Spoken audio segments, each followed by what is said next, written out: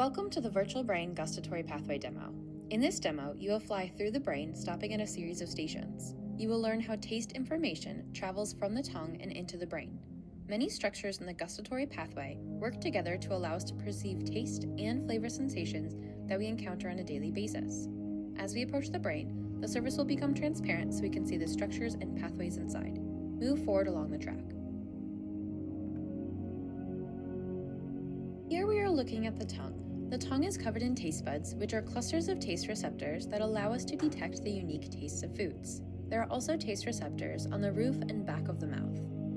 A common myth is that different regions of the tongue detect the four basic tastes of sweet, sour, salty, and bitter. This is not true. All regions of the tongue detect all kinds of tastes. Taste information is carried from the mouth to the brain by three cranial nerves that extend from each side of the tongue. The fibers you see are approximations of the real fibers, which are actually bundles containing hundreds of thousands of individual axons. Notice that nerve fibers from one side are colored red and nerves from the other side are blue. Also notice that fibers extending from the tip of the tongue are colored light, from the middle and the back of the tongue are colored darker, and from the base of the tongue near the throat are colored the darkest. This coloring will be used to show how taste sensations from different parts of the tongue travel to the brain.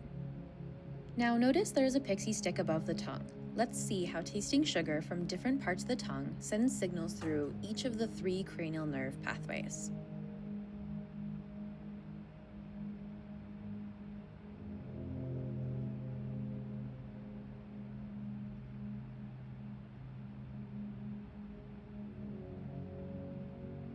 Move along the track towards the back of the brain.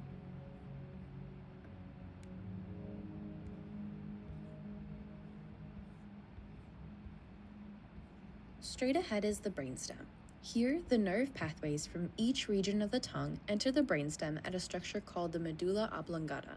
Notice that the blue fibers from the left side of the tongue enter the left side of the medulla, and the red fibers enter the right side. Look up.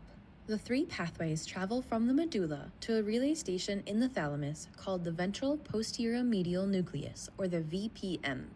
Here, the three pathways from each side combine. Move along the track to follow the blue pathway to the cortex.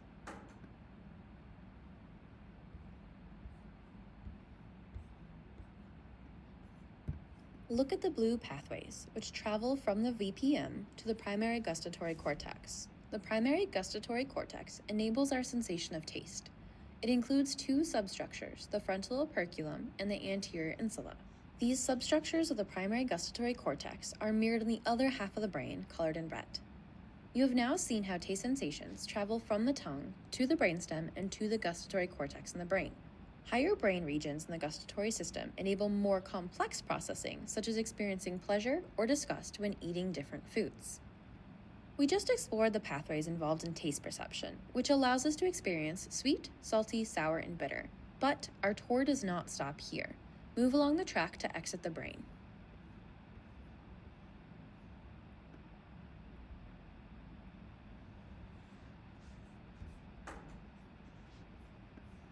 Turn so you are facing the brain. Look at the tongue again and notice there is now chocolate syrup hovering above. Think about what it would be like to experience that chocolate syrup. The sweetness comes from taste, which we just discussed, but to explain the experience of chocolatiness, we have to consider the smell system too. Notice now that the nose and olfactory pathways appear alongside the gustatory pathways. We turned on the olfactory pathway because your full experience of chocolate syrup is produced by both taste and smell.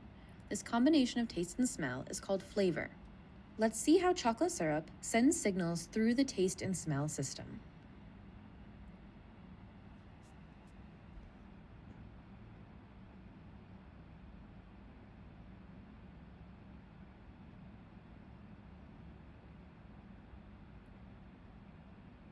Notice the chocolate syrup molecules are released into the air in the mouth and travel through the throat into the nasal cavity.